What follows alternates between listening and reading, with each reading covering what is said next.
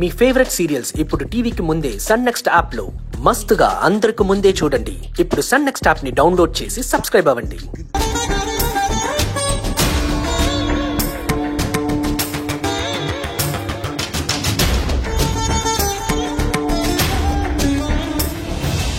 చిన్నయ్య గారు, నీలవేణమ్మకి అమ్మవారు పోసింది.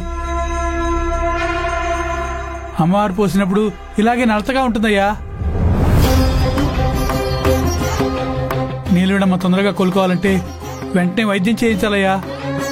కుక్టేష్, డాక్టర్ గారు వచ్చేస్తారు. నువ్వు వెళ్ళి డాడీకి విషయం చెప్పు. అలాగే గారు.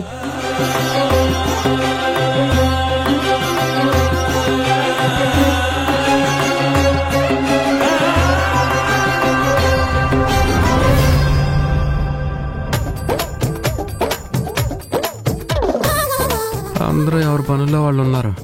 నాకే ఏ పని లేకుండా పోయింది. ఉంటే మాత్రం మనం చేస్తామా ఏంది? అయినా ఇల్లరికి వాళ్ళుడంటే ఇలా ఆగే ఉండాలి, లేదంటే మనకి బ్యాడ్ నేమ్ వస్తుంది. అయ్యగారు, అయ్యగారు, అయ్యగారు, అయ్యగారు. ఏమైంది కుకుటేష్? నీలవేణమ్మకి జ్వరం వచ్చింది.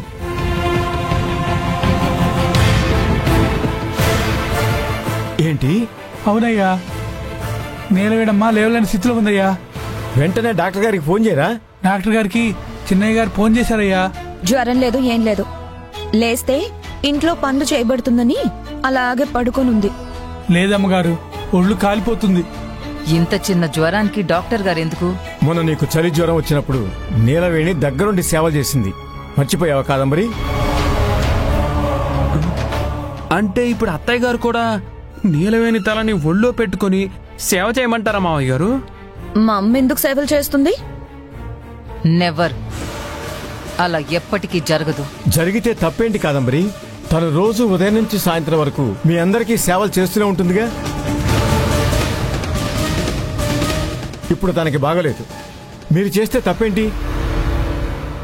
తనకి సేవ చేసే అవకాశం మీకు వచ్చిందంటే మీరెంతో పుణ్యం చేసుకుని ఉంటారు.